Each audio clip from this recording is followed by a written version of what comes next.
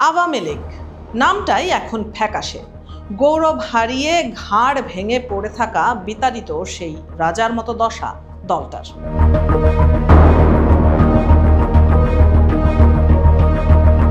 শেখ হাসিনার একগুঁয়ে মনোভাব দলটাকে আরো বিপর্যয়ের দিকে নিয়ে যাচ্ছে। আওয়ামী লীগ কখনো পালায় না। আমার পাওয়ার চাই, আমি দেশের উন্নতি করতে চাই, সাফ কথা। শেখ হাসিনা বা আওয়ামী লীগ কোনোদিন পালায় না। পদ্মা সেতুতে নিয়ে যে ওখান থেকে পদ্মা নদীতে টুস করে ফেলে দেওয়া উচিত। দীর্ঘদিন রাজনীতি করা দলটার ভবিষ্যৎ আটকে গেছে এক ব্যক্তির ইগোর মাঝে।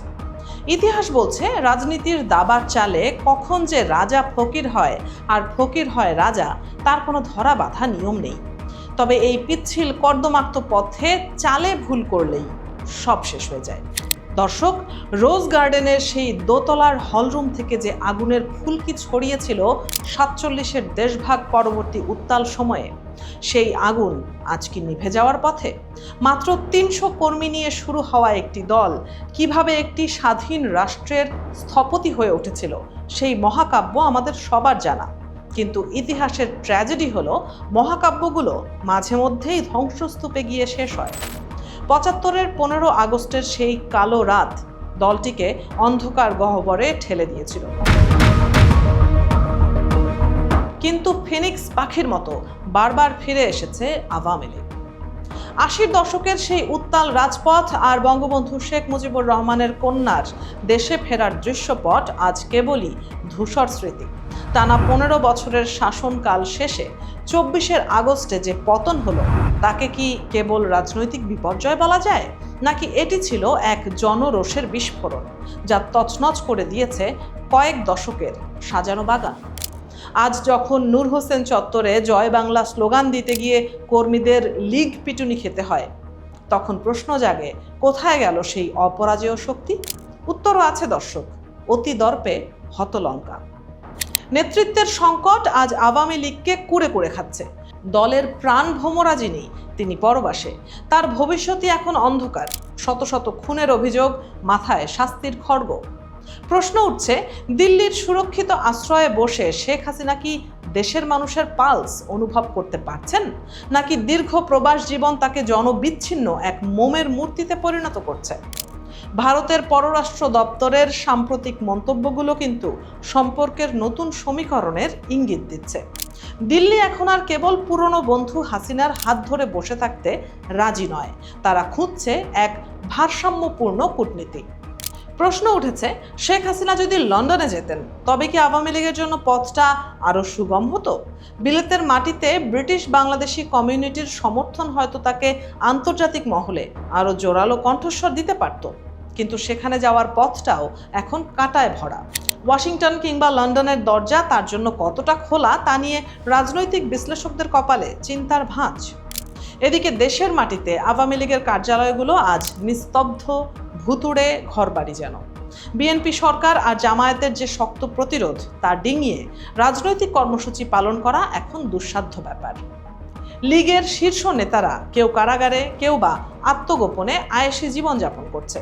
দেশে যখন সাধারণ কর্মীরা ধুঁকছেন, তখন লীগের বড় নেতারা প্রমোদতরীতে বসে জন্মদিনের কেক কাটছেন। এদিকে এই নেতৃত্বহীন বিশাল কর্মী বাহিনী আজ যেন এক দিশেহারা নৌকার যাত্রী।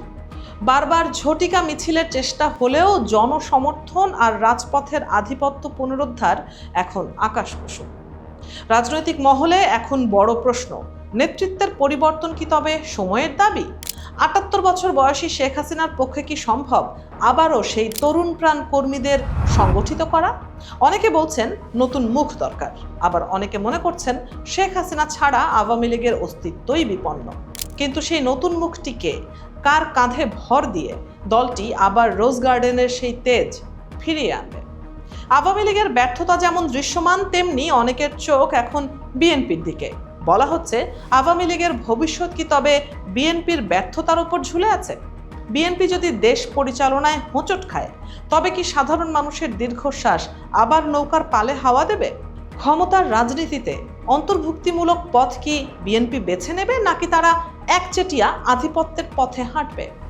জামায়াত আর এনসিপির মতো শক্তিগুলো যখন আওয়ামী লীগকে মাঠ থেকে পুরোপুরি মুছে ফেলতে বদ্ধপরিকর, তখন যুদ্ধটা কেবল অস্তিত্ব রক্ষার নয়, এটি এখন আদর্শিক লড়াইয়ে পরিণত হয়েছে। আওয়ামী লীগের সেকুলার রাজনীতির যে পরিচয় ছিল তা কি তারা হারিয়ে ফেলেছে? গত এক দশকে নানা ধর্মের ও মতের শক্তির সাথে যে আপোষ তারা করেছিল তার খেসারত কি এখন দিতে হচ্ছে? ভুলগুলো কি আওয়ামী লীগ স্বীকার করবে? তৃণমূলের কাছে ক্ষমা চেয়ে নতুন করে কি শুরু করা সম্ভব? রাজনীতির মাঠে সহানুভূতি যেমন দ্রুত জন্ম নেয়, তেমনি ঘৃণা থেকেও মানুষ সহজে মুক্তি পায় না। ২৪-এর গণ অভ্যুত্থানের সেই স্মৃতি এখনো মানুষের মনে টাটকা। সেই স্মৃতি মুছে দিয়ে পুনরায় জনমত গঠন করা এক দীর্ঘমেয়াদী ও ক্লান্তিকর লড়াই। তবে ইতিহাস বলে, কোনো রাজনৈতিক দলই চিরতরে ফুরিয়ে যায় না যদি তার শেকড় মাটির গভীরে থাকে। আওয়ামী লীগ কি পারবে তাদের সেই শেকড় খুঁজে বের করতে, নাকি অন্যের ব্যর্থতার অপেক্ষায় দিন গুনতে গুনতে ইতিহাসের পাতায় কেবল একটি অধ্যায় হয়ে রয়ে যাবে? দর্শক, সময় বড় নিষ্ঠুর বিচারক। সামনের দিনগুলোই বলে দেবে জয় বাংলা স্লোগানটি কি আবার রাজপথে গর্জাবে, নাকি তা কেবল দেয়ালে লেখা পুরনো ইতিহাসের সাক্ষী হয়ে থাকবে। তবে দাম্ভিক হাসিনা যে ভুল করেছেন ২৪-এ, তার মাসুল আওয়ামী লীগকে দিতে হবে বাকি জীবন।